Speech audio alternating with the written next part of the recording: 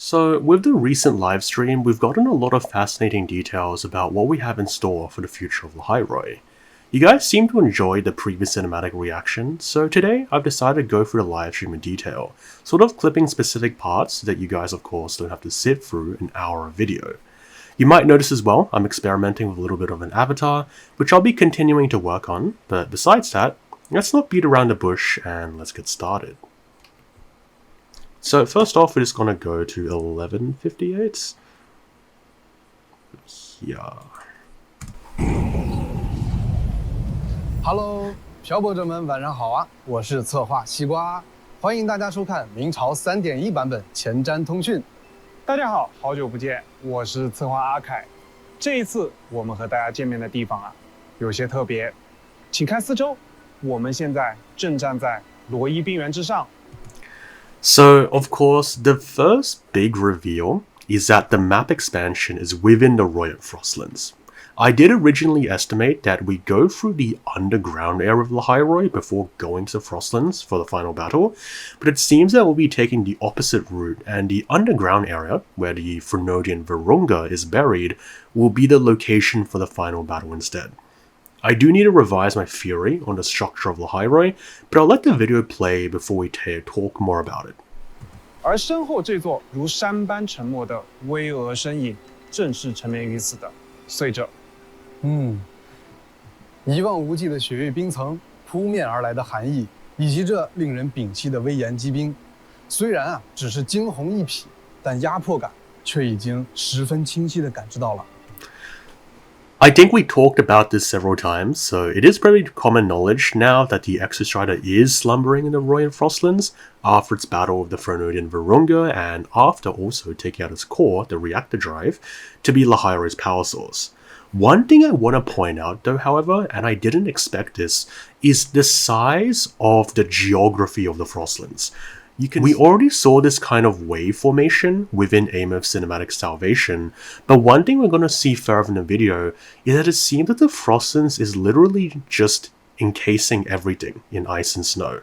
So the original environment has literally just been buried underneath like a snap freeze or an ice age that took over the place instantly.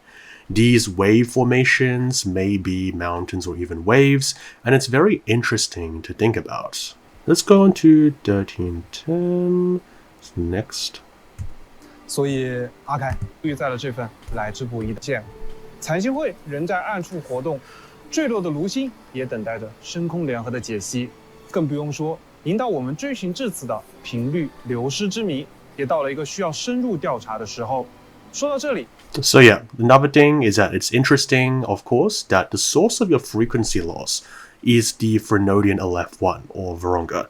So it seems that we're going to be exploring the Frostlands first, learning more about the Exostrider, and almost trying to kind of power up in a sense before the final battle and confrontation to fight it. 对我们来说，拉海洛还有一个至关重要却始终未曾真正探索过的存在——碎者。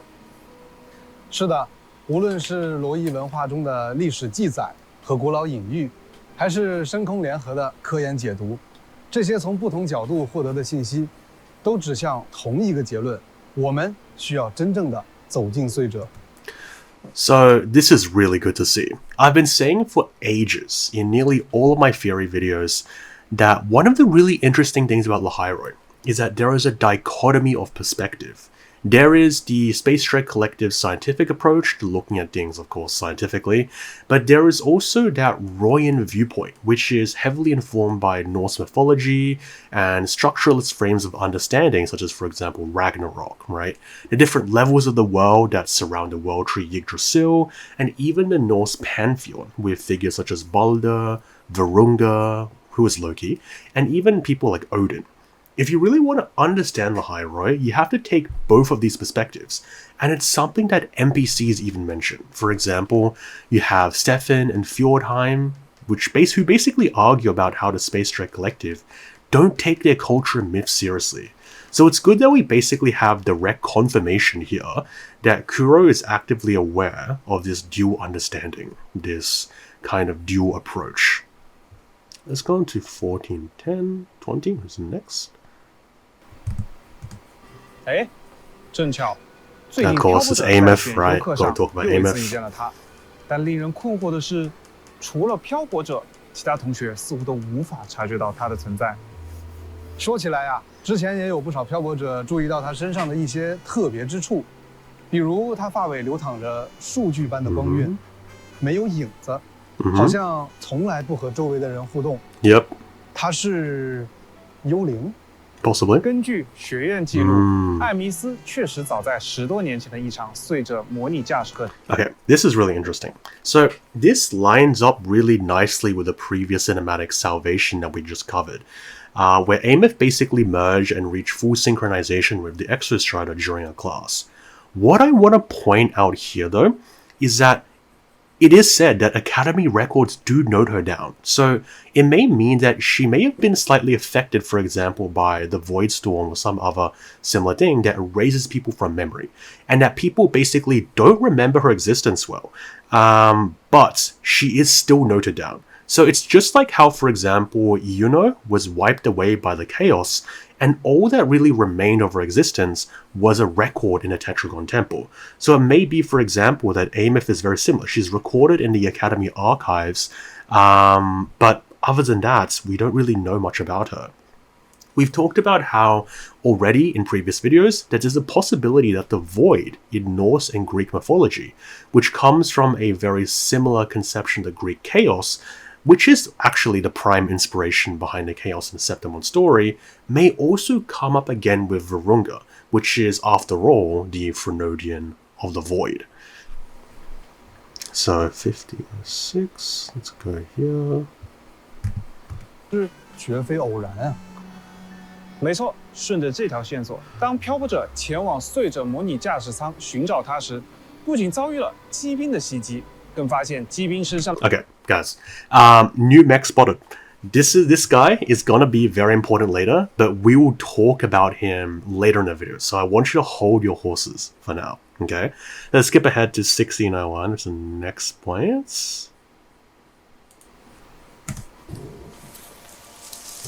Nothing truly matters.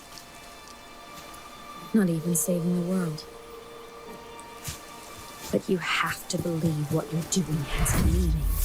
That's the only way to keep moving forward. Okay, I want to talk about this a bit. So, this attitude that Amif has is pretty consistent with what we've talked about in her songs, as well as the symbolism of fleeting snow and paper planes she constantly talks about. She tries to save the world, to turn back a doomed fate, but in the end, like a paper plane, she will fall and keep on failing. The other really interesting thing here that I want to mention is I want you to notice that in this scene, right? In this scene where, like, of course, this monologue is, like, happening, it's not Amif that's speaking. It's Rover, right? Like, you can notice, for example, in the scene, Amif's mouth isn't moving. She's not the one speaking. It's Rover speaking, right? So the fact that the person who is kind of, like, trying to save the world, right? The person who's trying to solve something that is effectively unsolvable, being Rover solving the lament, the fact that they say this actually seems to give us a lot of insight into Rover's own motivations and goals. Because even if something seems impossible, as Rover says, they refuse to give up on humanity. You have to believe what you're doing has meaning. Have to believe what you're doing has a meaning. That's the only way to keep moving forward. And that's why.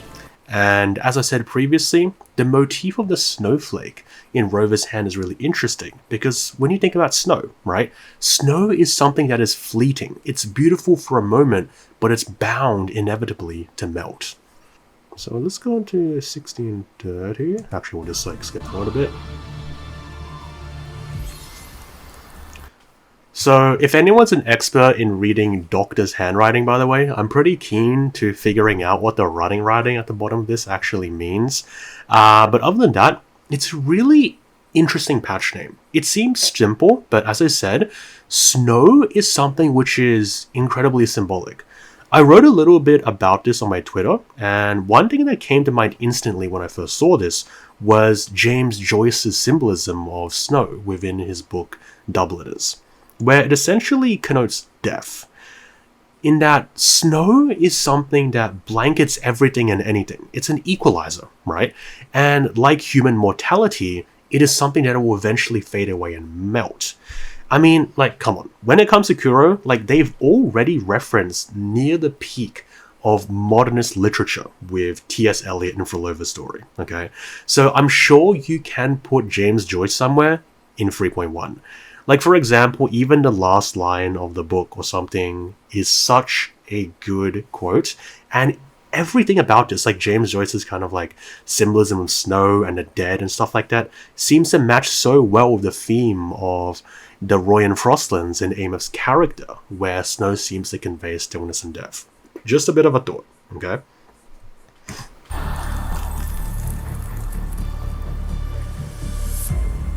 Look at this place. Hard to believe it. Years ago, all of this was a lush green forest. It triggered a magnetic pole shift. From then on, the High Roy became the new pole. So we know a lot of this information already because of the map lore that we already have, but yeah, as we said previously, what happened to the Frostlands was basically kind of like a lament disaster. It was basically a snap freeze that encased everything in ice and stuff. But times have changed. Since its founding, the goal of Star Torch Academy has been to use the Exostrator to explore space. So we technically do actually know this already, because Scott Rebel talks about this in the Star Torch Academy map lore, but it's pretty nice to get some confirmation about it. And whether through the Etheric Sea or the Stratogate. What's also really interesting is that, as you can see in the Rebirth Uplands lore, both the Etheric Sea above or the Stratogate below, above, below, right? This is basically confirmation alongside the Frenodian Virunga seeming to come from another dimension, as well as being a foreign being according to Blackshaw's data. And also, if you kind of remember, even further, the appearance of an actual black hole in Ameth's songs seems to lead me to believe that there is some sort of disturbance in space-time or something that facilitates travel to space through an area past Stratogate. It's a really interesting thing to talk about, but we need to keep going. So next thing is actually 1822. Okay, because it was mostly kind of like stuff and things about character trailers. So next point I want to talk about over here. Saving the world. Nothing but a pair of shackles. Heavy, eternal shackles. One very interesting to see here is that this is kind of Amos' perspective, right? We've already kind of said it.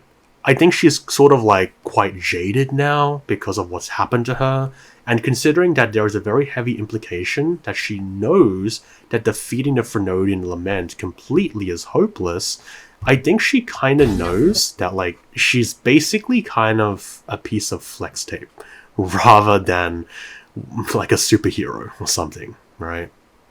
A pair of shackles. Alive today. And those dreams. Okay. This guy gonna be really fucking important, right? So, there's going to be clearer shots of this astronaut dude. I'll post him on the screen, actually, because we do know who he is. Later on in the stream, there's going to be clearer shots. But I want to talk about it now. So, you see the symbol on this guy's chest, right? That is the Court of Cervantes symbol. To be honest, I was not really surprised in the slightest, because if you read the map lore of the High Roy, you can see that early on, there were plenty of research and scientific organizations that visited the place when only the Polar Collective was exploring it. So the fact that the Court of Cervantes was here and has this kind of ice field traversal suit sort of thing, which probably got corrupted by the Frenodian later, isn't actually somewhat surprising when you consider that the Court of Cervantes, from the logs that we have from the bases in Jinzhou, and possibly even within Frollover's story, are a pretty large organization, right? This boss mob in itself, the fact that it is in Lahai seems to suggest they have basically an international and even a far-reaching presence. However, one thing I want to add to this is that when you actually check the astronaut description of the astronaut guy in game, who is called Nameless Explorer by the way, you realize that they probably actually crashed down with the space station that is in the Frostlands, which means that they're actually probably a pre-Lament astronaut. Now, this implies, additionally, that the court of Cervantes was either active before the lament or they originated or were based on a pre-lament organization. Probably maybe originating from the Wuthering Waves equivalent of NASA or something, you know? So it may be, for example, that the majority of pre-lament, pre-disaster space tech went actually to the court of Cervantes, and might be that the court of Cervantes, for example, might be based in New Federation, because we do know that the New Federation has the most spacefaring technology, right? We know that from these Lahai-Roi map lore. So yeah, very interesting. You're still alive today. Again, look, the snowflake, right? We already talked about this, but the motif of the snowflake.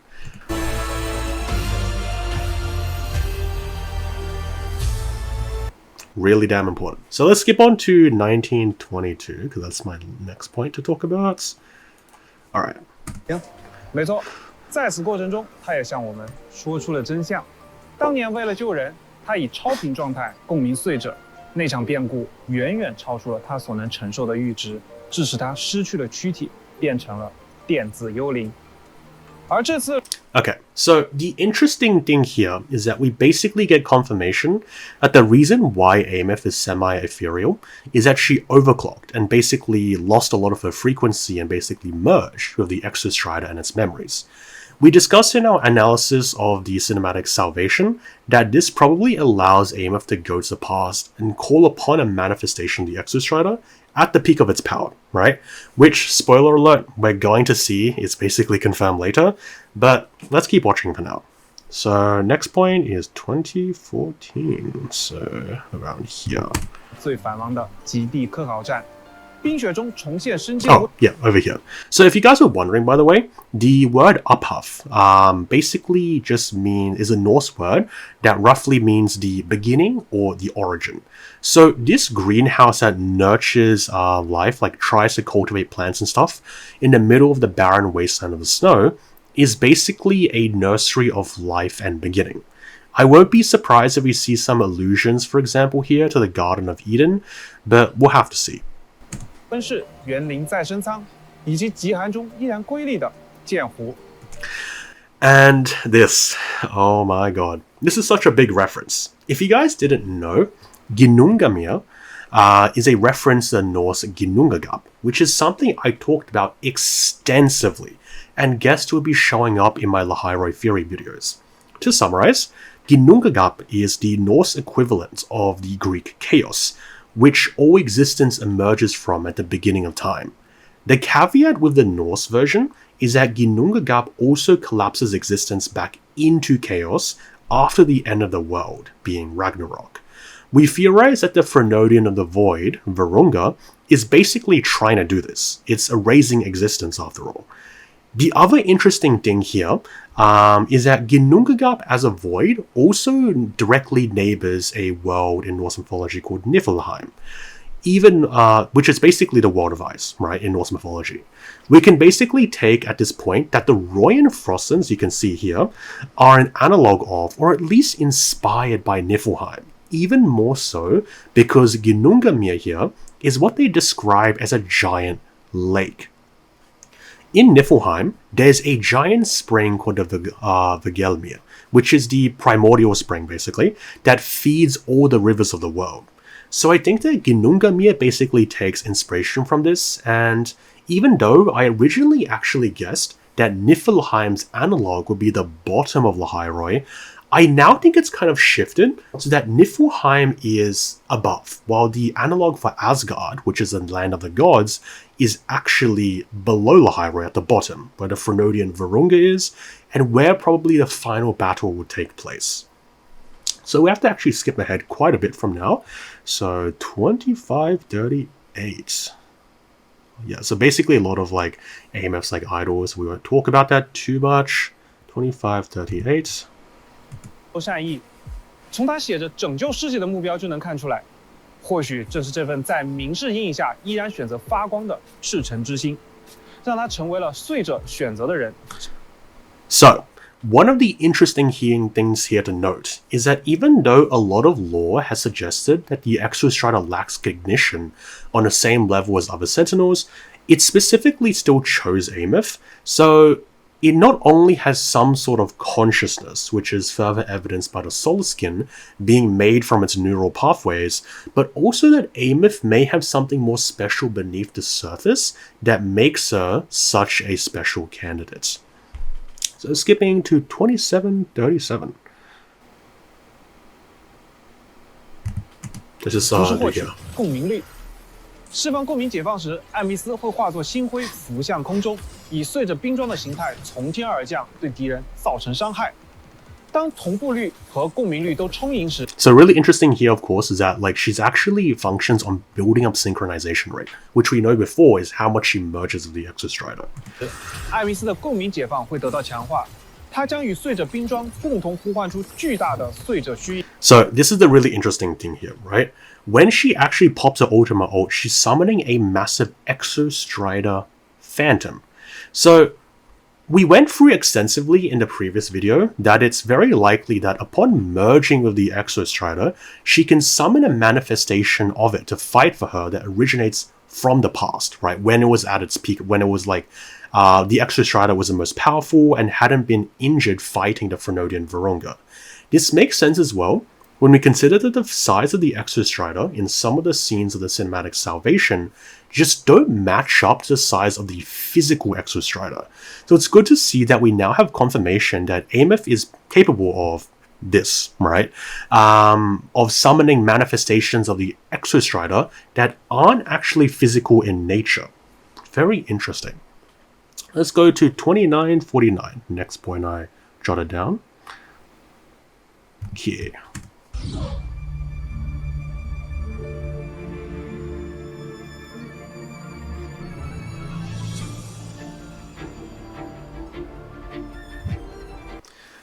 So I think some people have kind of sort of picked up on this already, but looks can convene animation here.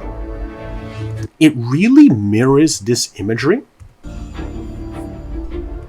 of Loki, right? So essentially what this is that basically Loki was punished for having killed Balder within Norse mythology, and he was punished by being chained to a rock and letting a serpent drip venom onto his face for eternity, which is recorded in like records of the Voluspa. So considering that Loki, whose other name is Virunga, and Balder, which is the other name of the Exostrider, are very important parts of the Royan myths of the Hyrule, this whole theory that Lux convene animation here is basically a reference to Loki being chained up with venom dripping on his face isn't even that far-fetched, honestly. Let's actually go to 3122.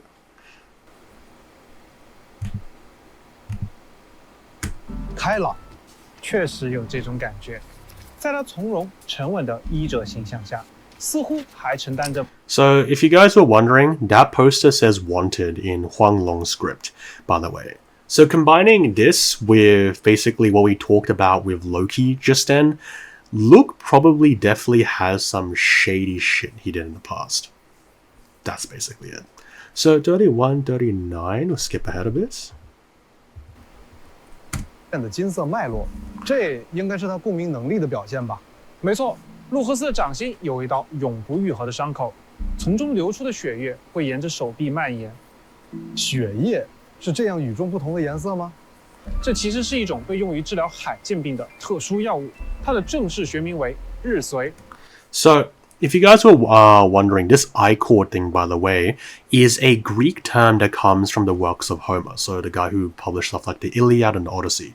And it is basically the blood that flows within the Greek gods. So this golden blood that runs through Luke's body, which he seems to be able to kind of use to manifest weapons, which you can kind of see later on and stuff and things, like, you know, he like basically used it to craft weapons, seems to be essentially connoted as kind of like this godlike power. Okay, so let's go to the next one. 40. Oh, we skipped ahead quite a bit. 40, 12.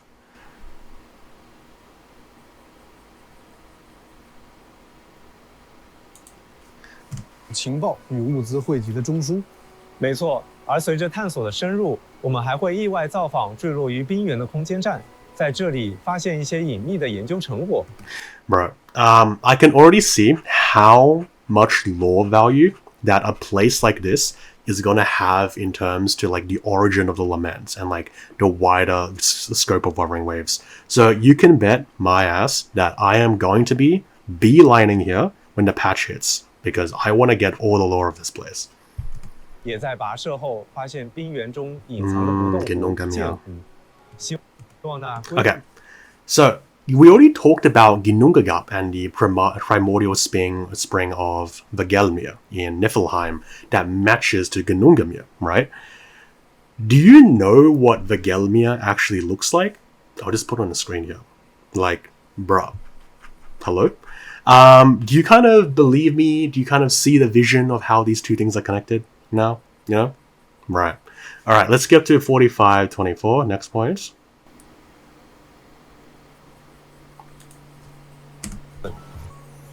格洛马图，以及漂泊者将在探索中会遭遇。My god. Oh my god. When I saw the name of this Echo and boss, and I'll put it on the screen, I'm editing, of course. This is the new mech, right? So if you guys remember at the very beginning of this video, I talked about this is a new mech. I freaked out when I saw this. Because do you know what sigillum is? A sigillum is Latin for a seal or a stamp. And one of the most famous seals is the Sigillum de Ameth. When you actually check Sigillum's sort of like echo, you know that this is directly a echo that is basically designed to only be used by Ameth, right? So this whole reference of the Sigillum de Ameth is basically confirmed.